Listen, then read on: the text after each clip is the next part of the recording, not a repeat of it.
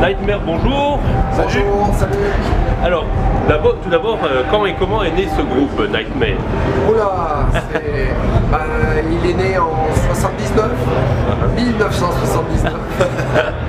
C'est vrai, on est obligé de dire 1900 et tout. Ça fait encore plus roots. Non, de 79 à donc avec Yves et moi, on est les seuls de cette période-là. On a fait 2 albums sur la première période de Nightmare. Ensuite, il y a eu un long moment d'arrêt où chacun a remonté, rejoué dans d'autres groupes. Ensuite, on s'est reformé en 98, 99. Et là, donc, mon frangin nous a rejoint à la batterie.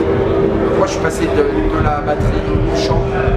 Entre-temps, justement, pendant les 12 ans d'arrêt, j'ai appris à chanter, j'ai essayé d'apprendre à chanter.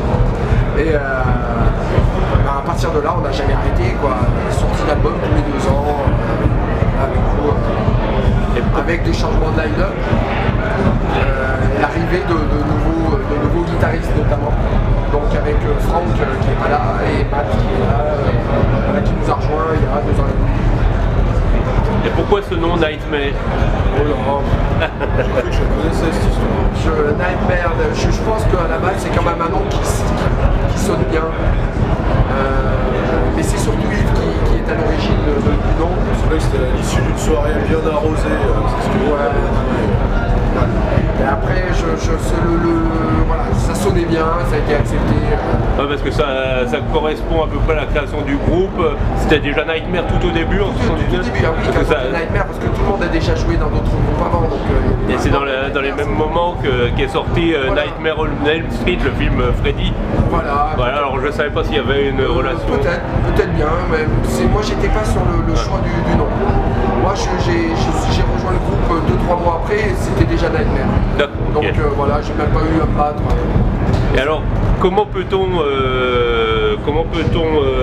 appeler votre style musical?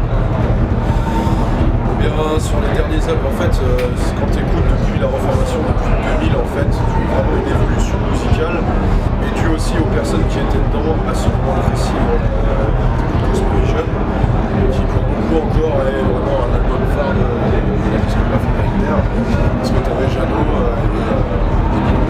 qui était encore là-dedans, donc tu avais encore la patte vachement old school, mais quand même assez derrière du temps. Avec la volonté de faire autre chose que ce qu'on faisait dans les années 80. Exactement. Tu avais ça, et après au fur et à mesure des albums, suivant les personnes qui sont passées dedans, tu as eu une évolution constante. Là aujourd'hui, si tu écoutes des Aftermath, tu peux clairement penser que tu as une grosse base de thrash sur le travail des guitares. Tu as aussi beaucoup de mélodies, donc de heavy. Tu as beaucoup d'influences diverses et variées, mais effectivement, tu en as voulu de toute façon, je pense que c'est une question peut-être en général.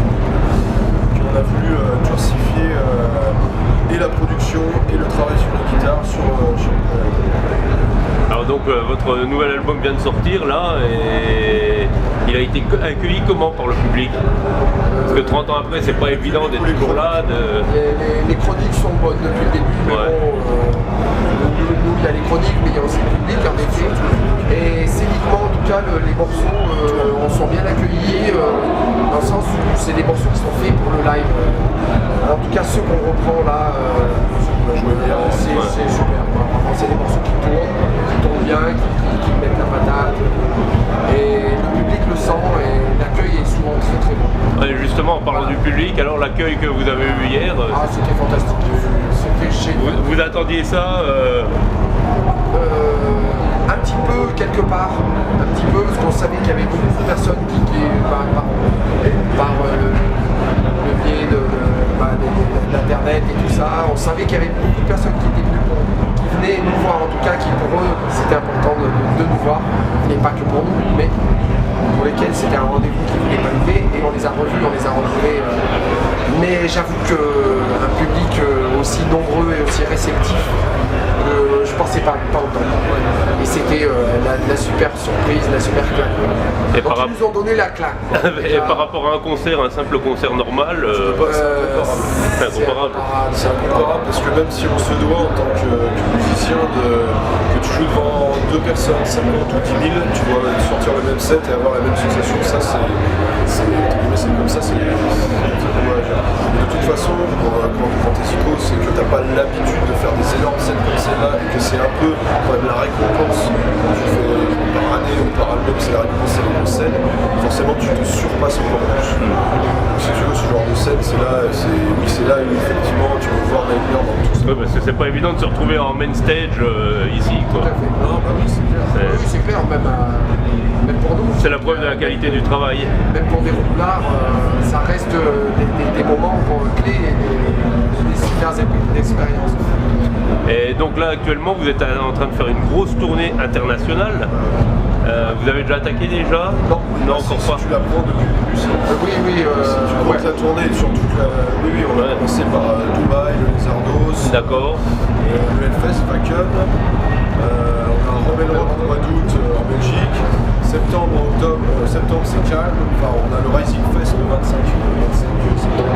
Et à partir du 17 octobre, on part 3 semaines là en vraie tournée. Ouais, vous finissez chez moi, on se reverra à la dernière date à Marseille. À Marseille, oui. À Luynes, ouais. En fait, c'est pas Marseille, c'est Aix-en-Provence. Ouais, c'est ça. Mais bon, j'y suis quasiment toutes les semaines à faire des reportages, des live reports. Tu étais l'année dernière C'est l'année dernière, non. Non, j'ai commencé seulement cette année. Circle, on a joué là-bas l'année dernière. Donc tu y es pas tout le temps. Hein. Non, mais j'y suis seulement. Ouais, mais bon, que ce soit dit. Et alors le public dans les autres pays, ça se passe comment? En Allemagne, on a toujours les autres publics, les autres pays, même en général, je vais plus général, c'est vrai, tous les pays de l'Est, la Hongrie, la République tchèque, on ne fait pas la Lituanie cette année, mais tous ces pays-là, l'ancienne URSS, enfin, sous cette influence-là en tout cas, on a toujours un super accueil, et l'Allemagne aussi, d'autant que cet album sonne peut-être un peu plus germanique encore que le précédent, et en plus, bon, on est très présent dans ce pays, on a une maison de disque allemande qui fait toute la promo, c'est vrai que notre album est très présent sur le marché allemand. Et l'accueil est toujours bon. Je pense que on est presque... on fait partie des groupes qui tournent bien là-bas, des groupes français qui tournent bien là-bas. Ok, et alors l'année prochaine, un nouvel album? L'année prochaine, on va se laisser un peu le temps, peut-être fin d'année prochaine, mais pour l'instant c'est tous les 2 ans, de toute façon avec la maison de disque, on va reconduire le contrat encore. Et puis la compo, ça va être jamais vraiment... Non, parce que quand tu es en tournée, etc., tu mets toujours la boîte sur les soundchecks, les machins, tu testes un riff, putain, ça tue, les choses s'enchaînent. C'est vrai que du coup, on a gardé pas mal de riffs que vous aviez pondus lors des soundchecks, c'est vrai. Ok, merci à vous, je vais vous souhaiter bon courage pour la suite de votre tournée. Merci à toi et voilà. salut.